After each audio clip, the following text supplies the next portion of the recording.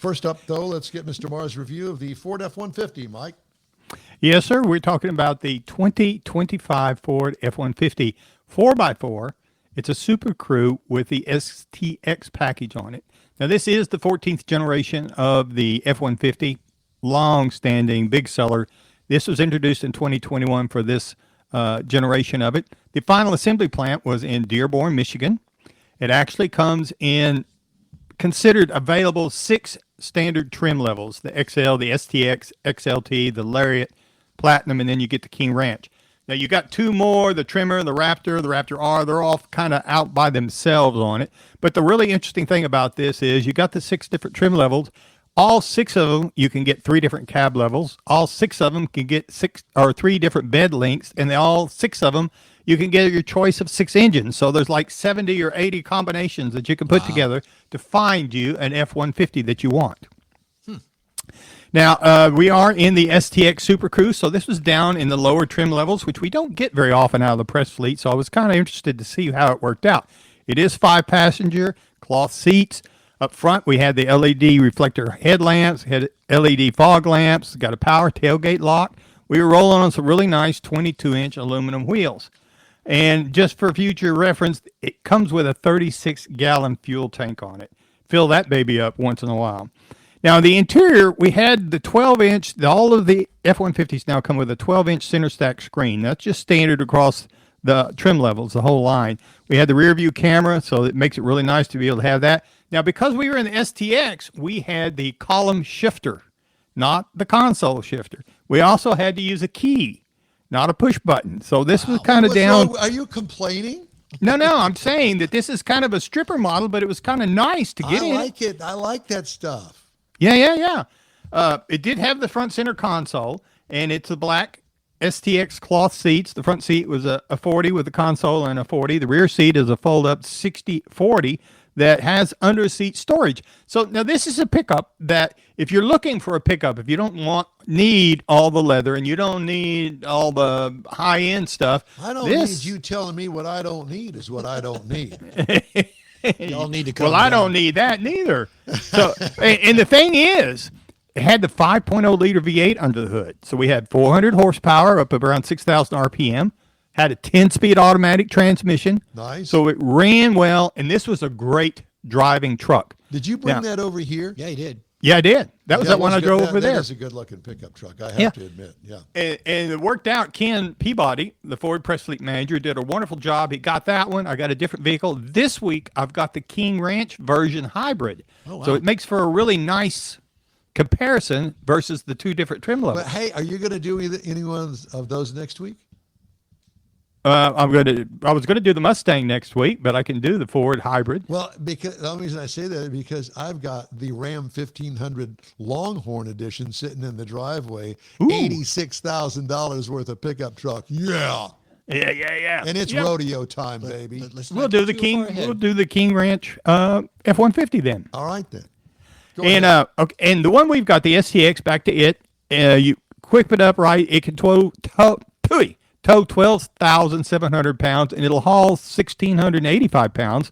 Again, this is a half-ton truck. Now, the EPA says you should be looking for 16 in the city, 24 out on the highway, 19 combined. I drove it around town a lot, obviously, 220.3 miles, other than the quick run over to your place. So I averaged 16.8 the week I got it. But this is a really nice driving truck with plenty of power. It's got direct steering, and so it really drives and handles really well when you get out on the road. I really like to drive in this truck, particularly when I start looking at the price point on it. Now, the base trim price for the STX is $51,230. We had a few options, pushed it up to $61,780, which, in the grand scheme of things, that's not a bad price for a pickup truck. But if you really get into the stripper model, you can get this thing down to $38,800. Now, again, that is the dish hubcaps. Yeah, this is the bottom line. Now, the Ram 1500, if you're looking at something comparable, you're looking at something start about $40,275. The Tundra, $40,090. I actually met somebody that drives the Tundra the other day. And then you can look at the Chevy Silverado for $40,300. Again, it's back like you were talking about the other review. pricing in that category is pretty competitive whenever you get to looking at them. Now, I also found out that I meant to mention that you can get the STX SuperCrew 2-wheel drive down for $36,000 if you really want to push it. But this is a really nice driving truck. It is a pickup truck. It's not a luxury truck, but it will serve your purposes really well. Great driver, and I enjoyed it. And thanks to Ken Peabody for letting me have that for the week. Cool. We love you, Ken Peabody. Yep. We've known Ken Peabody forever. Poof, long time. Long time. Anyway, great guy. He's up in the Dallas area now. Mm-hmm. He was down here for a while. Lived down in Galveston. And said, I can't. I've got too much to do up here. Okay, we'll go back up there then. We'll see you on the Texas Muscle Car Club Challenge Circuit. There you go. Okay, here's the story.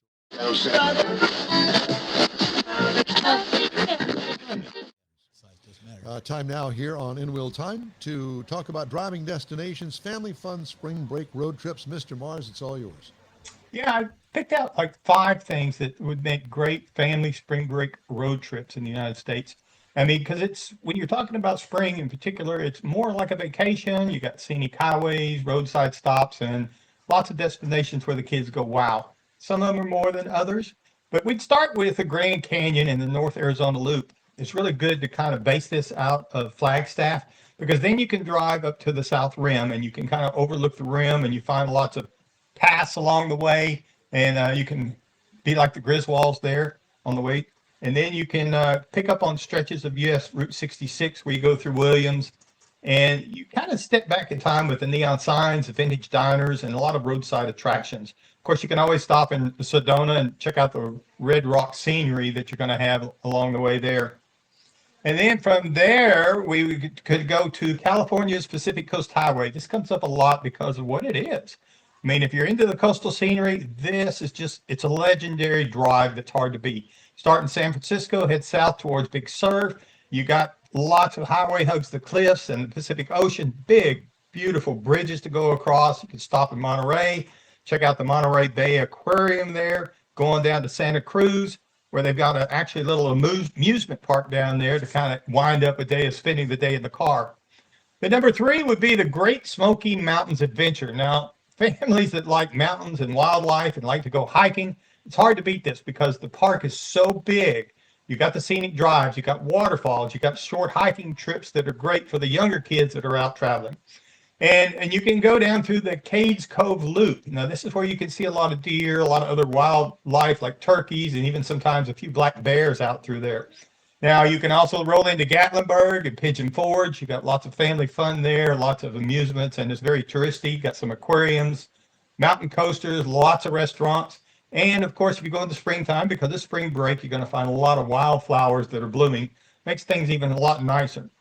The other one would be going back to the other side of the world, Utah's Mighty Five National Parks Loop. Now, if you'd like to get out into the wide open landscapes, this is the place you want to go because now you're looking at Zion National Park or Bryce Canyon National Park or even the Arches National Park, where you're going to find all this vast scenery of red rocks and canyons and canyon walls, arches that have been thousands of years in the making. And you can actually kind of go hiking out in here because during the summer it gets really hot up in here. So springtime breaks are a good time to go out through these desert highways. The other one that would be the classic Route 66 road trip. Now, if you want to get on one, it's hard to go wrong with Route 66 because you can start in Chicago, go all the way to Santa Monica if you got time. I'd really like to do that one of these days, but never seems to be enough time. So you end up on little stretches of it. Even if you go down through Texas and you hit into the Cadillac Ranch, you're going to find a lot of vintage motels, classic diners. Of course, you got neon signs that are all going to bring you back to that American road culture. And Springfield, Missouri is considered the halfway point, if nothing else. If you make it to there, you could go north for a little ways, you could go west for a little ways. Great place to kind of kick things off from there. And so that's some 5 trips that you could look at for spring break because it's the best part of it is it's a time that the kids are out of school, the family can get together, the family can then take off for a few days. Don't mess with the airlines, just pack up the kids in the car and take off on a nice road trip. And buy some $5 a gallon gasoline. There you go. Hey, Mike, check I just texted you.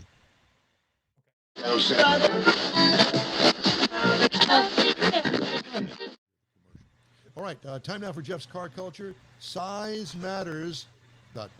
Yeah. when it comes to parking spaces. Parking spaces. Parking space dimensions are relatively standard across the country, but they can vary slightly depending on the local laws and regulations. Standard parking space dimensions across America are between 7.5 feet and 9 feet and of the width, and 16 feet to 20 feet in length, or what they call depth.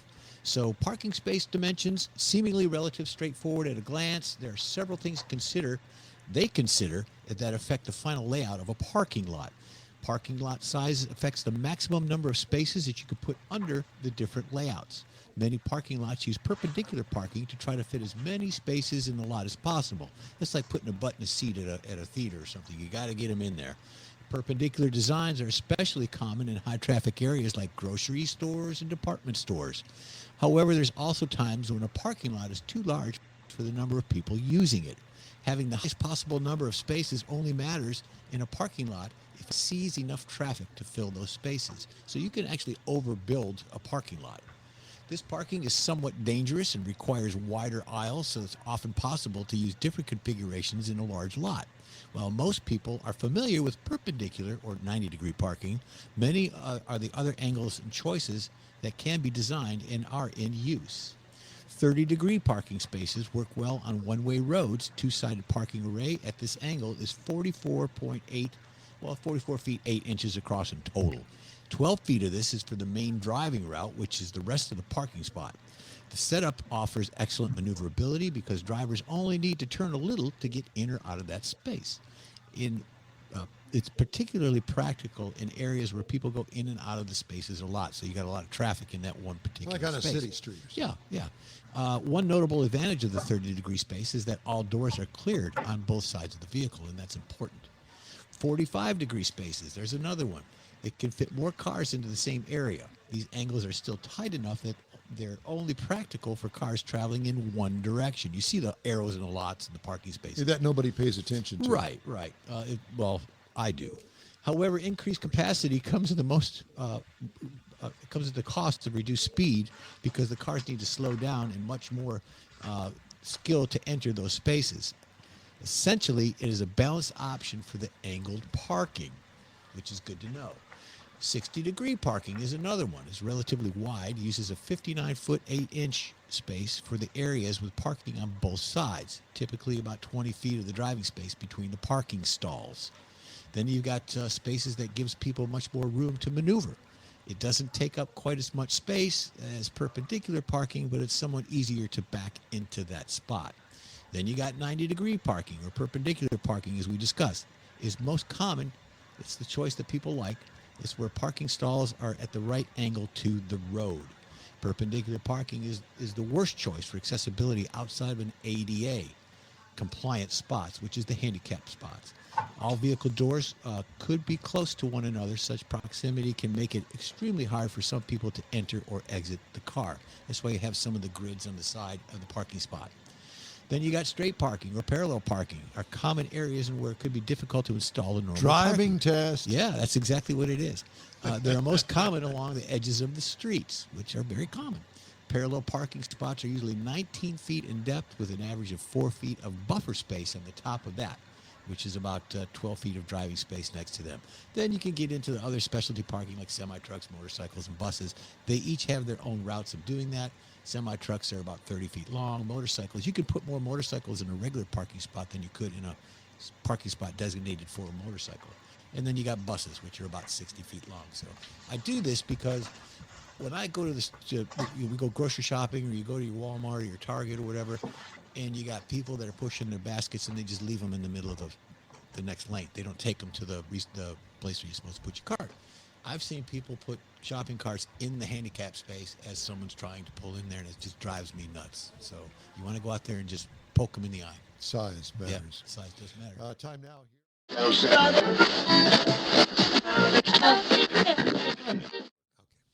Time now for this hour's car review. 2026 Mazda 3. This is the four-door compact sedan. They do make a hatchback, but we'll forget that. This is the sedan. Available trim levels, the S, the Select, and the S Preferred, along with the Carbon Edition all-wheel drive, the 2.5 Turbo Premium Plus. I had the 2.5 Turbo Premium Plus, top of the line, compact four-door sedan, seats 5, exterior changes minimal. It was completely redesigned in 2019, so this current design is getting a little long in the tooth. Exterior features include the Shark grille with the laid-back Aero windshield, quick back design with a small trunk lid and a small opening back there, slick wraparound headlights, 18-inch black wheels on this particular trim level, giving it a premium appearance. But I liked the overall sporty design. What could use improvement? Well, something new is 7-year-old design. It sells, it's good, but it's time to bump it up, I think. Interior highlights. Design and quality get high marks. Small infotainment screen sits atop the dash. Minimalist control switches. They look good, but some are hard to find, the ones that you need. Front seats are comfortable, but rear ones, not so much. Small trunk room, and especially that opening back there, it's very small, so you're not going to get your big suitcase back in there. What I liked, quality materials. This is high end, really, for this kind of car and for this price. What could use improvement? The infotainment operation is still too complicated. It's the same one they've been stuck with for years. Wow. And I'm not a big fan. 2.5 liter, 4-cylinder engine, 227 horsepower, 310 pound-feet of torque. 310 pound-feet of torque. Transmission, 6-speed automatic, 23 miles per gallon city, 32 highway for a combined of 27. I got 25.2 miles per gallon over 525 miles. Oops, 25 miles over. I'm sorry. What I liked, the plenty power for this top-of-the-line engine. What could use improvement? How about a hybrid offering for better miles per gallon? I don't know if it's possible or not, but that's a slick-looking it's a good-looking four-door car. sedan. Right. What I liked about it, the sporty nature of the sedan. What could use improvement for the ride and handling? Nothing. Base trim price. No, base trim price, $36,740. Price is tested $39,145, which is a lot of money for this car. But base model price, $24,550. Oh, very good. Hello, I'm in for that. Yeah. Competitors, the Honda Civic starts at $24,695. This is just so weird to me when I started looking all this stuff up. I'm going, wait a minute, they're all within $1,000 of each other. Toyota Corolla starts at $22,925, and the Hyundai Elantra starts at $22,625. Isn't that bizarre? The price really comparison is between the Mazda 3 that I drove, but the base model price $24,550, and the Honda Civic for $24,695. And you got some youngster going away to college. It might be a good first car on the base side of it. Yeah, Maybe 22,000, if you can 23,000. find, the base cars are hard to find. Yeah. They want to sell them with all the goodies on it because they make more money that way. And I get it. They're not going to Oreo one with just base. No. Well, they probably would, but Well, they would, yeah. yeah. Anyway, so that's the car review of the Mazda 3 sedan. I liked it.